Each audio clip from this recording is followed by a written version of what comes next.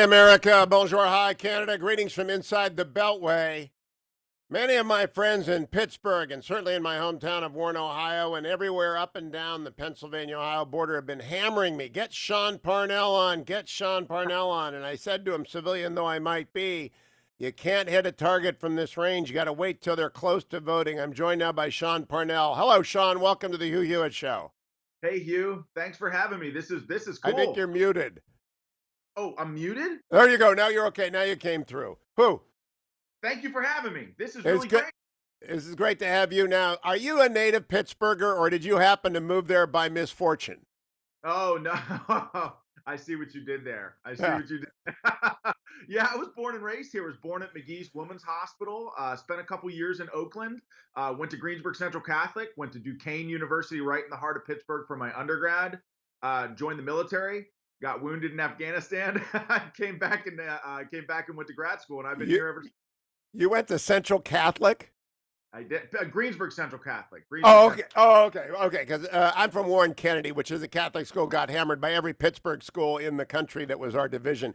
So, Sean, you're running for Congress in the 17th. Has voting started in Pittsburgh yet?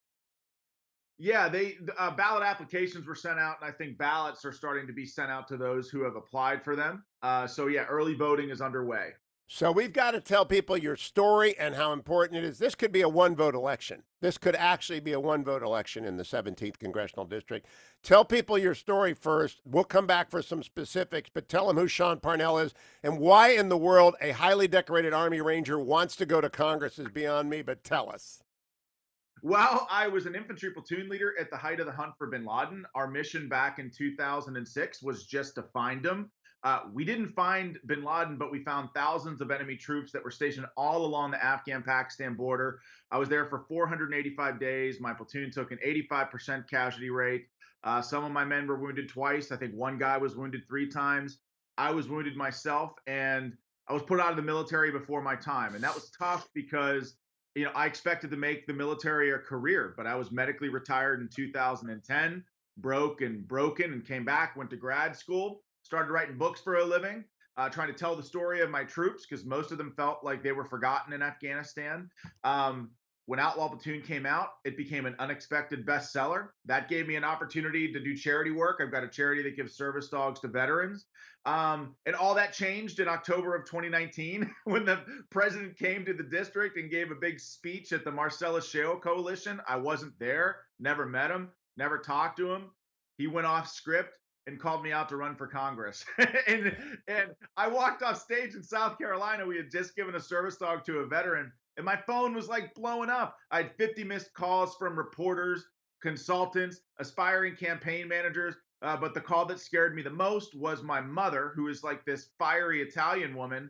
And she's like, Sean, are you running for Congress? And I'm on the phone and I'm like, Ma, no, I'm not running for Congress. What's going on? And she just goes, well, the president of the United States says you're running for Congress. And I was like, what? Like, are you kidding me? And so I turned my life upside down in October, and I got in the race, and we've been doing this ever since. And I have to tell you, Hugh, it has really been the privilege of a lifetime to have the opportunity to serve this great country again. No wedding soup for you if you screw around with mom on Christmas Eve. I know the Italian moms in northeastern Ohio and western Pennsylvania. No soup, no, you'll be in trouble. So you had to do it. I want you to tell people you're being modest. You didn't mention you have received 2 Bronze Stars, one with the V for Valor. You have a Purple Heart for being wounded. Your platoon is famed. Our mutual acquaintance Jake Tapper holds you in high esteem. Very quickly. Some on the far right attacked Jake for being your friend. I think that's a nonsense story. I know Jake's professionalism, though we sometimes disagree about stuff. He would not have interfered with your campaign. Am I correct? Well, he reached out to me and he asked me about running for Congress and gave me the advice to run in a safe district. And I just simply told him, I said, I'm not in this to play the political game, right? Wait for my turn, run in a safe district. I'm in this to take back the House and take the gavel from Nancy Pelosi, and really give Republicans the majority in the House of Representatives. And so that was the extent of our conversation back in October. And like I said, been campaigning ever since. Now, so I want people to know Jake did not attempt to interfere in the campaign. He was giving the advice I might have given to you, which is, you sure you don't want to pick a safe district and like go up to Erie or someplace and run? But no, you went after Connor Lamb, who's got more money than Act Blue can raise. Have you got enough resources? By the way, what's the website where people can go and contribute to Sean Parnell? Yes, you can go to seanforcongress.co. That's my campaign website. All of my policy positions are there, but you can also donate to the campaign there. Yeah, Connor Lamb's got a lot of money, but guess what, Hugh? We're out raising him. And I think at this point, at the end of Q3, he hasn't released his numbers yet, but I'm hopeful that we'll have more cash on hand than he did. We outraised Connor for the first time ever in Q2 by over $270,000. And we just dropped our numbers for Q3 and we had a $1.6 million third quarter. Now, if if we outraise Connor in the third quarter, and I think there's a good shot that we did, we would have raised more than I think we're still verifying this, but any other congressional candidate, Democrat or Republican, in a general election in PA history. And so we have a ton of momentum here on the ground, and really with 21,000 in the third quarter alone, Hugh, 21,000 individual donors. It's really just a groundswell of grassroots support, and we've got thousands of volunteers all across PA-17 out there doing really the hard work, the hard, unsexy work of winning elections, and that's engaging with voters, building coalitions, knocking on doors, and really being a happy warrior. And Yeah. we've been doing that for 10 months, and I by every metric that we use to measure success in elections, we're winning this race. Give everyone who's listening, because I got great coverage in your particular area between the Pittsburgh station and between the Cleveland station and the Warren station. What cities or towns or villages are in the 17th other than northern Pittsburgh? I think I know where it is, but tell people where the 17th is. It's a great question because the PA Supreme Court, gerrymandered the Yep. state, changed everything. So I've got 85% of Allegheny County north of the city of Pittsburgh. I've got all of Beaver County, and I've got a small portion of Butler County. Just right cozied up there in Western Pennsylvania.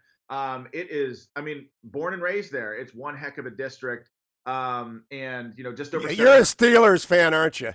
You're a Oh, Steelers fan. of course, I see You the know, Ohio plate in the background. I assume that you're not. I assume- no, I've got 4 on the 50 for the Browns, and this is the year we win in Pittsburgh. This is the year, Sean. The sun is setting on the Steelers. The sun is rising on the Browns, but that's for another time. Is the president going to campaign with you in Western Pennsylvania before the election? He's already been here. He's already been here twice. I've never been to a Trump rally, ever. And I went there.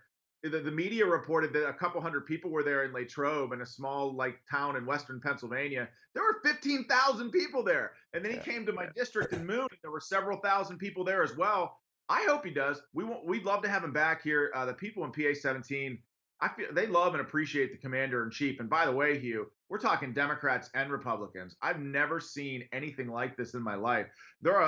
Democrats outnumber Republicans in Beaver County, right, by 11,000 registered voters. But Beaver County has gone redder and redder every election cycle, and they like the president. So I feel like I speak for the majority of PA-17 when I say, yeah, we hope he comes back. We hope he comes Sean, back to the rally. I want to make sure we get to this. Kamala Harris repeated the slander about President Trump, calling members of the military losers and dismissing the fallen warriors in Europe. That has been widely discredited. The vice president knocked it down as a Blue Star family. I'm a Blue Star family as well. But you served under commanders in chief. What do you think the president's esteem for people who serve in the military is?